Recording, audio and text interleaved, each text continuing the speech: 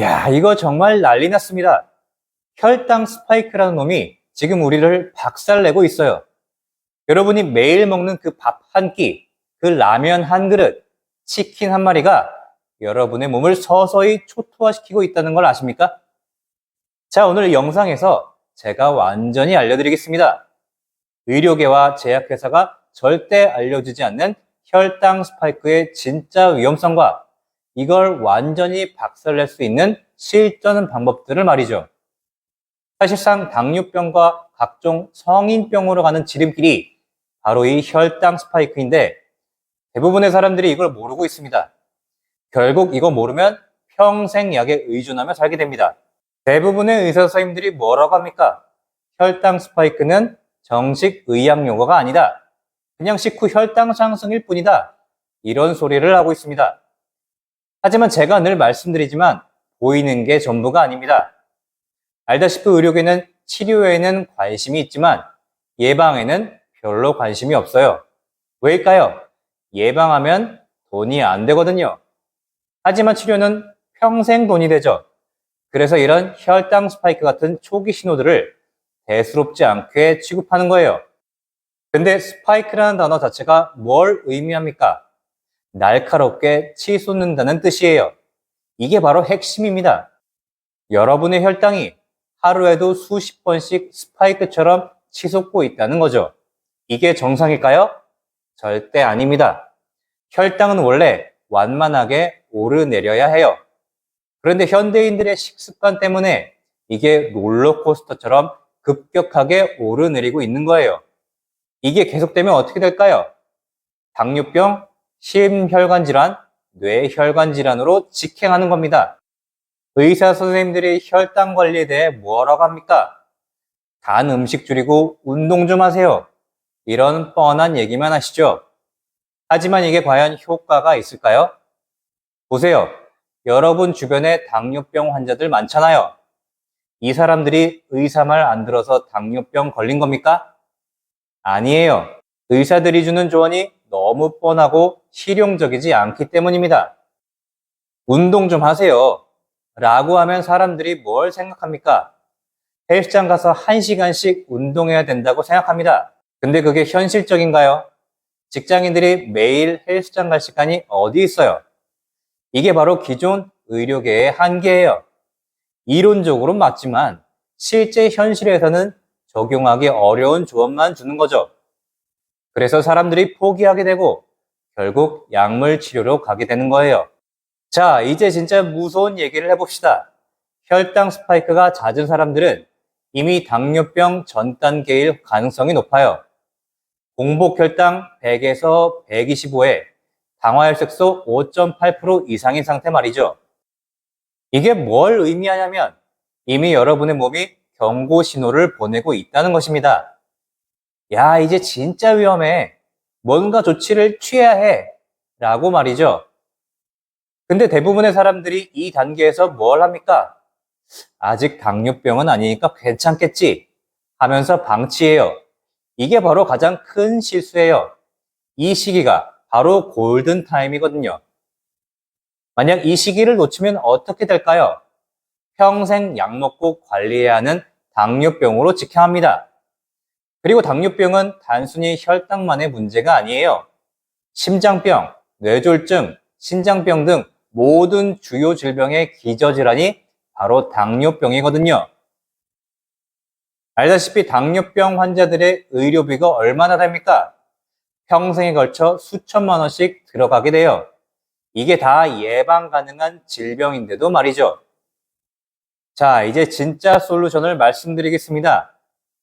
질병관리청과 대한당뇨병학회 연구 결과를 보면 식후 10분만 걸어도 혈당을 낮출 수 있다고 나와 있어요.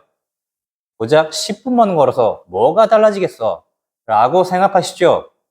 이게 바로 대부분 사람들의 착각이에요. 10분이면 충분합니다. 왜 그럴까요?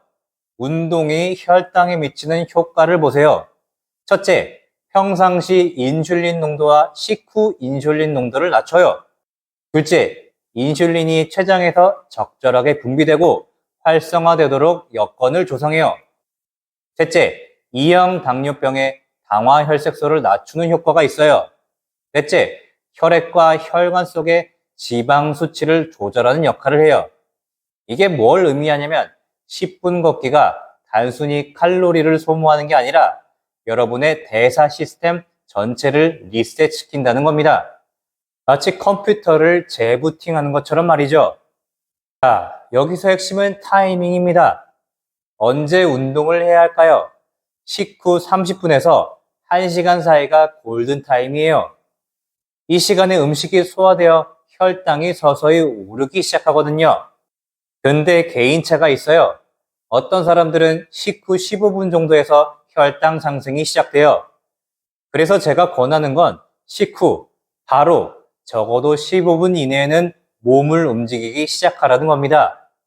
이게 뭘 의미하냐면 여러분이 밥을 먹고 나서 소파에 누워서 TV 보고 유튜브 보는 시간이 바로 혈당 스파이크가 만들어지는 시간이라는 거예요. 이 습관만 바꿔도 혈당 관리의 80%는 해결됩니다. 과격한 운동은 소화에 부담이 되니까 가벼운 걷기부터 시작하세요. 중요한 건 강도가 아니라 타이밍이에요. 최근 국제학술지 스칸디나비아 스포츠 의학 및 과학 저널에 놀라운 연구 결과가 나왔어요. 식후 스쿼트 등 근육 자극 운동이 혈당 스파이크 억제에 걷기보다 더 효과적이라는 거예요. 이게 왜 그럴까요? 걷기도 좋지만 근육 속으로 포도당이 충분히 스며들도록 하는 하체 근육 운동이 더 강력하다는 겁니다. 알다시피 당뇨병의 메커니즘이 뭡니까? 탄수화물이 소화된 포도당이 혈액으로 흡수된 뒤 근육 등 세포에서 에너지원으로 이용되지 못하면서 발생하는 거예요. 그러면 혈액 속의 당이 비정상적으로 많아지는 거죠. 근육이 부실하면 혈당 조절에 어려움이 있어요. 그런데 허벅지, 종아리 등 하체 전체 근육의 60-70% 이상이 모여 있거든요. 이 근육들을 키우고 자극해야 하는 이유가 여기에 있어요. 이게 뭘 의미하냐면 단순히 칼로리를 소모하는 게 아니라 포도당을 저장할 수 있는 창고를 늘리는 거예요. 창고가 클수록 혈액에 떠다니는 당의 양이 줄어들죠. 자, 이제 실전 솔루션을 말씀드리겠습니다. 무릎 통증으로 스쿼트가 부담스럽다면 어떻게 해야 할까요? 발 뒤꿈치를 들고 거실을 조용조용 걸어보세요. 까치발 운동이에요. 종아리 근육이 활성화되는 것을 느낄 수 있을 거예요. 이게 어떻게 작동하냐면 이 근육으로 식후 만들어진 포도당이 스며들어 혈당을 낮추는 거예요. 이렇게 간단한 운동으로도 충분히 효과를 볼 수 있다는 겁니다. 폭염으로 야외 운동이 어려운 요즘 집안에서 이런 근육 운동을 해보세요. 혈액 속에 당이 쌓여 혈당이 치솟고 살이 찌는 것을 억제할 수 있어요. 여기서 핵심이 뭐냐면 거창한 운동기구나 헬스장이 필요한 게 아니라는 겁니다. 여러분의 집 거실에서 심지어 화장실에서도 할 수 있는 운동들로 충분히 혈당 관리가 가능해요. 자, 이제 더 큰 그림을 봅시다. 왜 이런 간단한 방법들이 널리 알려지지 않을까요? 제약회사 입장을 생각해 보세요. 당뇨병 환자 한 명이 평생 쓰는 약값이 얼마나 될까요? 수천만 원이에요. 근데 만약 모든 사람들이 식후 10분 걷기, 까치발 운동 같은 걸로 당뇨병을 예방한다면 제약회사는 망하는 거죠. 이게 바로 현대의료 시스템의 모순이에요. 예방보다는 치료에 초점이 맞춰져 있는 거죠. 예방은 돈이 안 되지만 치료는 평생 돈이 되거든요.